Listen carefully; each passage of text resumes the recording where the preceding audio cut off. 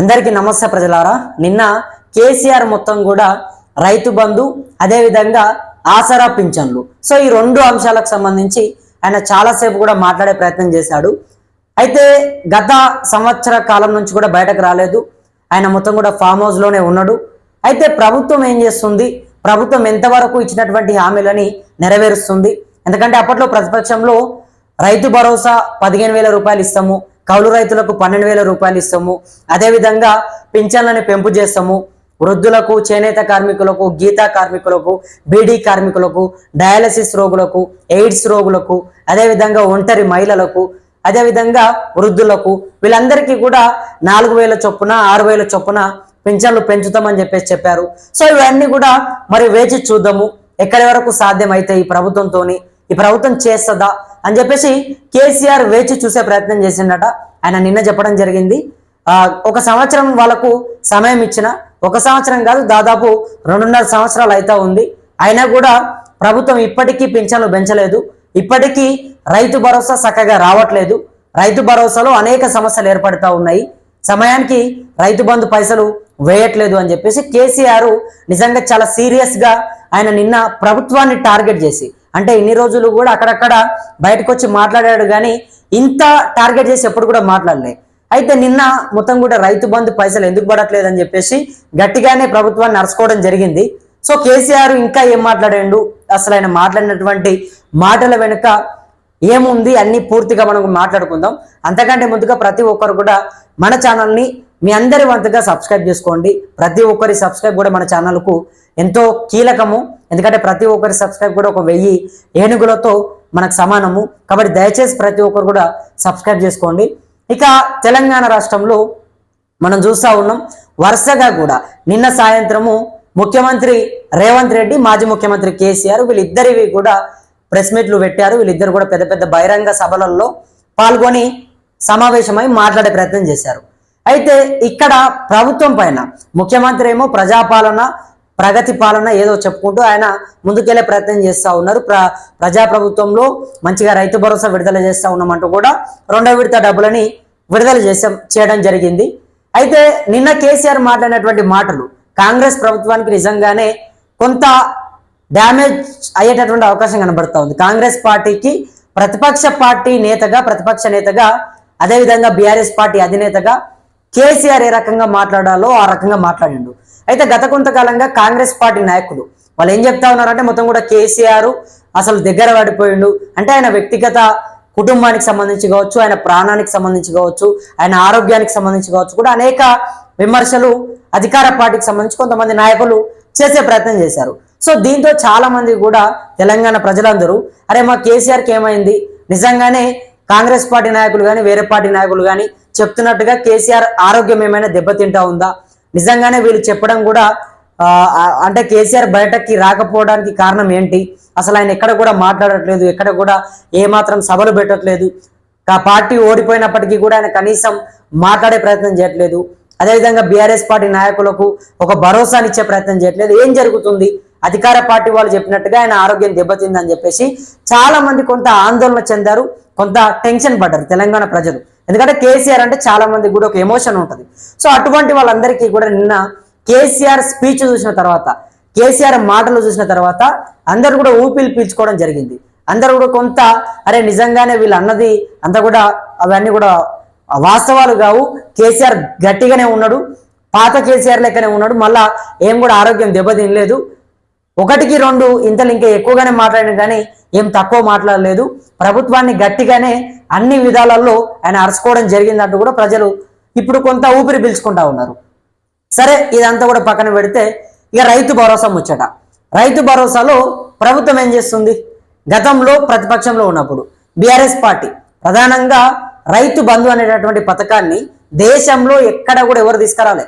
తెలంగాణ రాష్ట్రంలో కేసీఆర్ అప్పట్లో బీఆర్ఎస్ ప్రభుత్వంలో రైతులకు అండగా ఉండాలి, రైతులు మొత్తం కూడా నష్టపోతా ఉన్నారు, వాళ్ళకు లాభం రాకపోయినా కూడా పంట పెట్టుబడి పెట్టి విత్తనాలు అవి తెచ్చుకొని పంట పొలాల్లో పంట సాగు చేసి నష్టపోతా ఉన్నారు, ఆ నష్టపోయి మొత్తం కూడా అప్పుల పాలైపోయి చాలా మంది చనిపోతా ఉన్నారు. కాబట్టి అటువంటిది ఏర్పడకుండా, రైతులు చనిపోకుండా రైతులకు కొంత ఆసరగా ఉండాలి, రైతులని మనం ఆదుకోవాలి, రైతులకు ఎంతో కొంత ఆర్థికంగా మనం సాయం చేయాలని చెప్పేసి రైతు భరోసా ఇటువంటి ఒక పథకాన్ని, చాలా గొప్ప పథకం ఇది. ఎందుకంటే చాలా మంది రైతులకు కూడా ఆ పథకం ద్వారా అనేకమైనటువంటి లాభాలు వచ్చినాయి, మేలు జరిగింది. ఎందుకంటే ఒక 20 ఎకరాలు ఉన్నటువంటి వాళ్ళకు ఒకసారి రైతు బంధు డబ్బులు కనుక పడితే 20 ఎకరాలకు సంబంధించి ఒకే పారి ₹1,00,000 పడతాయి. సో ఆ రకంగా కేసీఆర్ వేసే ప్రయత్నం చేసింది. ఎన్ని ఎకరాలు ఉన్నా కూడా, అంటే ఇప్పుడు కాంగ్రెస్ పార్టీలో విడతల వారిగా వేస్తా ఉన్నారు, ఎకరాల వారిగా వేస్తా ఉన్నారు, ఇట్లా వేస్తా ఉన్నారు. కానీ ఆనాడు బీఆర్ఎస్ పార్టీ మాత్రం ఇట్లా వేయలేదు. మొత్తం కూడా ఒకేసారి మీకు ఎన్ని ఎకరాల భూమి ఉన్నా కూడా డబ్బులను ఒకేసారి ఇచ్చే ప్రయత్నం చేసింది. అదేవిధంగా రైతులు కూడా వేయండి అని చెప్పేసి ప్రభుత్వాన్ని అడిగేటటువంటి ఒక పరిస్థితి కూడా ఆనాడు లేకుండే. అడిగేటటువంటి పరిస్థితి కూడా ప్రభుత్వం తీసుకురాలేదు సమయానికి. అంటే మొత్తం కూడా ఏదైతే యాసంగి సీజన్ మొదలైపోయి ఇక రైతులు పంటలు పెడతా ఉన్నారు, విత్తనాలు తెస్తా ఉన్నారు అని చెప్పేసి కనుక ప్రభుత్వానికి సమాచారం అందితే, ఇక వర్షాలు పడతా ఉన్నాయి, కొంత విత్తనాలు పెడతా ఉన్నారు అని చెప్పేసి కనుక ప్రభుత్వం ఒక వివరణ సేకరిస్తే కనుక అప్పటికప్పుడే డబ్బులు వేసేసారు. ఇక నిజంగానే రైతులు ఇప్పుడు పెడతా ఉన్నారు కదా, వాళ్ళకి అవసరం ఉంటే కొట్టేసేయండి అని చెప్పేసి అప్పటికప్పుడే ఎకరానికి 5,000 చొప్పున, అంటే మొత్తం కూడా ఏటాకి 10,000 ఇచ్చారు. ఆ 10,000లో 2 విడతల చొప్పున 6 నెలలకు ఒకసారి 5,000 రూపాయలని గతంలో బీఆర్ఎస్ పార్టీ ఇచ్చింది.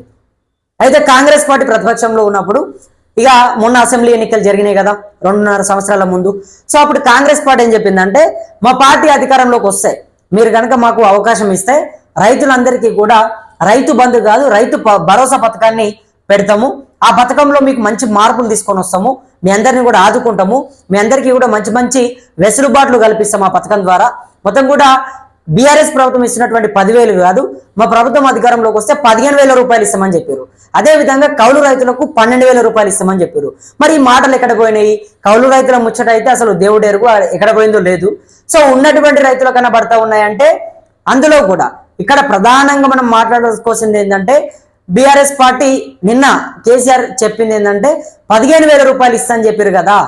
15,000 రూపాయలు సాధ్యం కావు అని చెప్పేసి నేను ఆనాడే చెప్పిన, అయినా కూడా 15,000 రూపాయలు ఇస్తామని చెప్పేసి కాంగ్రెస్ పార్టీ చెప్పింది. రైతులందరికీ కూడా నేను అప్పుడే చెప్పిన, అంటే ఆ 15,000 స్కీమ్ ఏదైతే ఉందో అది సాధ్యం కాదు, అవన్నీ కూడా గాలి మాటలు అని చెప్పేసి నేను అప్పుడే చెప్పిన. కాకపోతే కొంత మా రైతన్నలు ఆశపడే ప్రయత్నం చేశారు, కొంత ఆలోచించి ఆ ప్రభుత్వానికి అవకాశం ఇచ్చారు. కానీ ఇవాళ మోసపోయినటువంటి పరిస్థితి అని చెప్పి నిన్న కేసీఆర్ మాట్లాడిండు. అయితే ప్రభుత్వం ఏం చెప్పిందంటే 15,000 ఇస్తామని చెప్పింది. సో 15,000 కాస్త 12,000 మాత్రమే ఇస్తా ఉంది. 15,000 కాదు 12,000 ఇస్తా ఉంది. ఆ 12,000 రూపాయలైనా సమయానికి ఇస్తా ఉందా, ఒకేసారి కొడతా ఉందంటే అది లేదు. ఆ 12,000 రూపాయల్లో కూడా విడతల వారీగా వేస్తా ఉన్నారు. 1వ విడత, 2వ విడత, 3వ విడత, ఈ రకంగా విడతల వారీగా డబ్బులు వేస్తూ రైతులందరికీ కూడా ఇచ్చే ప్రయత్నం చేస్తూ ఉన్నారు.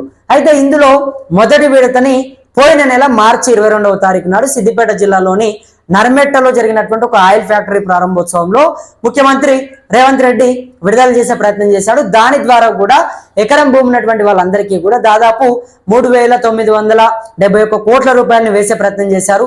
ఎకరం భూమికి డబ్బులు పడ్డాయి. మొత్తం కూడా 6,000 చొప్పున ప్రతి ఎకరానికి డబ్బులు వేసింది ప్రభుత్వము. దాని ద్వారా 68-70 లక్షల మంది కూడా లబ్ధి పొందారు. కానీ రైతు భరోసా ఇస్తామని చెప్పింది ఎంత? 15,000 కదా. మరి ఆ 15,000 ఎందుకు ఇవ్వట్లేదు, కౌలు రైతులకు 12,000 ఎందుకు ఇవ్వట్లేదు అని చెప్పేసి కేసీఆర్ అడిగే ప్రయత్నం చేసిండు. అదే విధంగా ఆనాడు మా ప్రభుత్వంలో ఇటువంటి ఇబ్బంది తలెత్తలేదు, కేసీఆర్ ఉన్నప్పుడు ఎవరు కూడా ఇబ్బంది పడలేదు, రైతులను నేను ఎప్పుడు కూడా ఇబ్బంది పెట్టలేదు.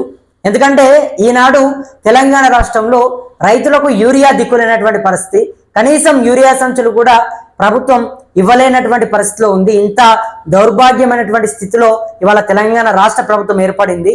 దీనికి ప్రధాన కారణం ఈ కాంగ్రెస్ పార్టీ నాయకులకు పాలన చేయడం రావడం లేదు అంటూ కూడా ఆయన విమర్శించే ప్రయత్నం చేశాడు. మొత్తం కూడా యూరియా బస్తాల విషయంలో రైతులు ఇబ్బందులు పడతా ఉన్నారు. ఆనాడు మా బీఆర్ఎస్ ప్రభుత్వం ఉన్నప్పుడు ఒక ఆటో తీసుకొని వచ్చి ఒక 10 సంవత్సరాలు 20 సంవత్సరాలు ఎన్ని కావాలంటే అన్ని మంచిగా షాపుల దగ్గరకు వచ్చి వేసుకొని పోతుండే రైతులు. ఇవాళ ఏదో యాపులను తీసుకొని వచ్చారు. ఆ యాప్ల ద్వారా కూడా మొత్తం ఇబ్బంది పడతా ఉన్నారు రైతులు. అసలు యూరియా స్టాకే ఉండట్లేదు. దాని ద్వారా చాలా మందికి కూడా పంటకు వేయాల్సినటువంటి యూరియాని వేయలేకపోతా ఉన్నారు. సమయానికి యూరియా అందకపోవడంతో పంట మొత్తం కూడా సరిగా పండట్లేదు అంటూ కూడా ఆయన విమర్శించాడు. అదేవిధంగా ఇక ఆసరా పింఛన్ల గురించి కూడా ఆయన మాట్లాడడం జరిగింది. ఆసరా పింఛన్ల విషయంలో పింఛన్లని ఎందుకు పెంచట్లేదు ప్రభుత్వం? ఎందుకంటే ప్రతిపక్షంలో ఉన్నప్పుడు ఏం చెప్పింది, అధికారంలోకి రాగానే వృద్ధులకు, ఒంటరి మహిళలకు, అదేవిధంగా బీడీ కార్మికులకు, చేనేత కార్మికులకు, గీతా కార్మికులకు, డయాలసిస్ రోగులకు, ఎయిడ్స్ రోగులకు వీళ్ళందరికీ కూడా 4,000 రూపాయలు ఇస్తాము. 2,000 ఏం సరిపోతున్నాయా మీకు?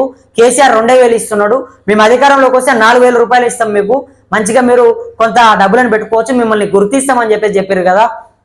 మొత్తం కూడా 4,000 రూపాయలు ఇస్తే మీకు దేనికో ఒక వాటికి ఉపయోగపడతాయి ఆ డబ్బులు. కేసీఆర్ ఇస్తున్నటువంటి 2,000 ఇంటి రెంట్కు కానీ అదేవిధంగా నిత్యావసర సరుకులకు కానీ ఇచ్చినటువంటి రోజే, అంటే పింఛన్ వచ్చినటువంటి రోజే అయిపోతా ఉన్నాయి.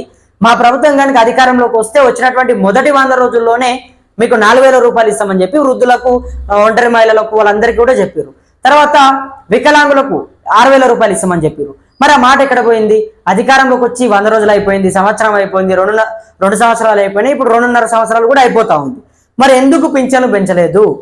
ఆనాడు ఏమో ఎగిరెగిరి పడ్డరు, ఆనాడేమో ఇస్తామని చెప్పే ప్రయత్నం చేసిరు. మరి ఇప్పుడు ఎందుకు మీతో చేత కావట్లేదు అంటూ కూడా కేసీఆర్ పెద్ద ఎత్తున ప్రభుత్వాన్ని విమర్శించే ప్రయత్నం చేశాడు. అదేవిధంగా కాంగ్రెస్ పార్టీకి దాదాపు 2.5 సంవత్సరాలు అవకాశం ఇచ్చాము, అయినా కూడా కాంగ్రెస్ పార్టీ ఏమాత్రం పేరు నిలబెట్టుకోలేకపోయింది, ఇచ్చినటువంటి సమయాన్ని కోల్పోయింది. ఇప్పటికీ కూడా రైతులని ఏమాత్రం సరిదిద్దలేదు. రైతుల కష్టాలు ఎక్కడేసిన గొంగడి అక్కడే ఉన్నది అన్నట్టుగా ఉన్నాయి. చాలా మంది కూడా ఇబ్బందులు పడుతూ ఉన్నారు. చాలా మంది పింఛన్లు పెరగక పింఛన్దారులందరూ కూడా ప్రభుత్వం పింఛన్లు పెంచుతుంది కావచ్చు అని చెప్పేసి ఆశ పెట్టుకొని ఎదురు చూస్తూ ఉంటే ప్రభుత్వం మాత్రం ఏమాత్రం వాళ్ళ గురించి పట్టించుకోకుండా అధికారం రాగానే రైతులని, పింఛన్దారులని, వృద్ధులని, ఒంటరి మహిళలని వీళ్ళందరినీ కూడా పక్కన పెట్టేసి ప్రభుత్వం ఇష్టం వచ్చినట్టు విర్రవీగుతా ఉందంటూ కూడా కేసీఆర్ పెద్ద ఎత్తున మాట్లాడే ప్రయత్నం చేయడం జరిగింది. ఆయన మాట్లాడినటువంటి మాటల్లో ప్రధానంగా హైడ్రా గురించి కూడా మాట్లాడాడు. హైడ్రాని మొత్తం కూడా నేను అధికారంలోకి వస్తే, అంటే మా పార్టీ కనుక అధికారంలోకి వచ్చిన తర్వాత మొదటి రోజే, ఇప్పుడు వచ్చేటటువంటి ప్రభుత్వం మాదే, సో మా ప్రభుత్వం అధికారంలోకి రాగానే మొదటి రోజే మొదటి సంతకం హైడ్రా మీద పెడతాము, హైడ్రాని లేపి అవతల ఎత్తేస్తాము. దానివల్ల పేదవాళ్ళ కడుపు కొడతా ఉన్నారే తప్ప ఉన్నటువంటి వాళ్ళది కనీసం ఒక ఇటుక పేడని కూడా కూల్చే ప్రయత్నం చేయట్లేదు. కనీసం వాళ్ళ గేటు దగ్గరికి కూడా బుల్డోజర్లు వెళ్ళట్లేదు. కోటేశ్వరులకేమో ఒక న్యాయం జరుగుతూ ఉంది, పేదవాళ్ళకేమో ఒక న్యాయం జరుగుతూ ఉంది. కాబట్టి కనీసం అంటే ఆ పిల్లలు ఏడుచుకుంటూ బుక్కులు తీసుకుంటాము, కొంత సామాను ఉన్న ఇంట్లోపల ఇళ్లల్లో తీసుకుంటామంటే కూడా హైడ్రా అధికారులు సమయం ఇవ్వకుండా బుల్డోజర్లు తీసుకొని వెళ్ళి పేదవాళ్ళ పైన, పేద ప్రజల పైన వాళ్ళు కొంత రుబాబు చూపించే ప్రయత్నం చేస్తూ ఉన్నారు. కాబట్టి ఖచ్చితంగా అధికారంలోకి రాగానే మొదటి సంతకం హైడ్రా పైన పెట్టి హైడ్రా బుల్డోజర్ని లేపి అవతల పడేసే ప్రయత్నం చేస్తా అంటూ కూడా కేసీఆర్ చెప్పడం జరిగింది. రైతు భరోసా విషయంలో కూడా రైతులను ఇబ్బంది పెట్టకండి, రైతు భరోసా సమయానికి వేయండి, ఒకేసారి వేయాలి. మేమేమో మంచిగా ఒకేసారి వేసి రైతులను మంచిగా చక్కగా చూసుకుంటే ఈ ప్రభుత్వం ఏమో రైతులను మొత్తం కూడా ఆగమాగం చేస్తూ ఉంది. రైతుల కంట్లో కన్నీళ్లు గారుతూ ఉన్నాయి. రైతుల ఉసురు ఈ ప్రభుత్వానికి తగులుతుంది అంటూ కూడా ఆయన కొంత విమర్శలు చేస్తా మాట్లాడాడు. అయితే మొత్తం కూడా దీనిపైన కేసీఆర్ ఒక్క రైతు భరోసా పింఛన్లే కాదు, మొత్తం కూడా ప్రభుత్వానికి సంబంధించి ముఖ్యమంత్రి మంత్రుల పనితీరుకు సంబంధించి తెలంగాణ ప్రభుత్వం అప్పట్లో చెప్పినటువంటి అన్ని హామీలు, 6 గ్యారంటీలు కానీ, అదేవిధంగా విద్యార్థులకు ఇచ్చినటువంటి కానీ ఆ హామీలకు సంబంధించి కానీ, అదేవిధంగా ఫీజు రియంబర్స్మెంట్ కానీ అన్నీ కూడా ఆయన చాలా క్లియర్ కట్గా మాట్లాడాడు. మరి ప్రభుత్వానికి అయితే నిజంగా మళ్ళీ మాజీ ముఖ్యమంత్రి ఇన్ని రోజులు కేసీఆర్ దమ్ముంటే బయటకి రావాలి అని చెప్పేసి ప్రభుత్వాన్ని నాయకులందరూ కూడా మాట్లాడారు. సో వాళ్ళందరికీ కూడా ఒక్కసారిగా కేసీఆర్ స్పీచ్ నిన్న చూసిన తర్వాత అందరు కూడా కొంత టెన్షన్ పడుతూ ఉన్నారు. అరే ఏంటి ఒక్కసారిగా ఈ రకంగా వచ్చి మాట్లాడాడు అనే ఆలోచనలో ఉన్నారు. మరి బీఆర్ఎస్ పార్టీ శ్రేణులు, కార్యకర్తలు అయితే వాళ్ళంతా కూడా ఫుల్ జోష్లో ఉన్నారు. మళ్ళీ బీఆర్ఎస్ అధినేత బయటకు రావడంతో వాళ్ళంతా కూడా చాలా ఆనందంగా అక్కడికి రావడము, సభ మొత్తం కూడా మంచి విజయవంతంగా జరిగినట్టుగా కనబడుతుంది. సో మరి మీరేమనుకుంటా ఉన్నారు? కేసీఆర్ మొత్తం కూడా రైతు బంధు పథకానికి సంబంధించి, ఆసరా పింఛన్లకు సంబంధించి ఆయన మాట్లాడినటువంటి మాటల పైన మీ అభిప్రాయం ఏంటి? బీఆర్ఎస్ ప్రభుత్వంలో ఉన్నప్పుడు రైతు బంధు బాగుందా, రైతు భరోసా బాగుందా, లేకపోతే ఆసరా పింఛన్లు ఆ ప్రభుత్వంలో బాగున్నాయా, ఈ ప్రభుత్వంలో బాగున్నాయా? ఇవన్నీ కూడా కింద కమెంట్ బాక్స్ లో కమెంట్ పెట్టే ప్రయత్నం చేయండి.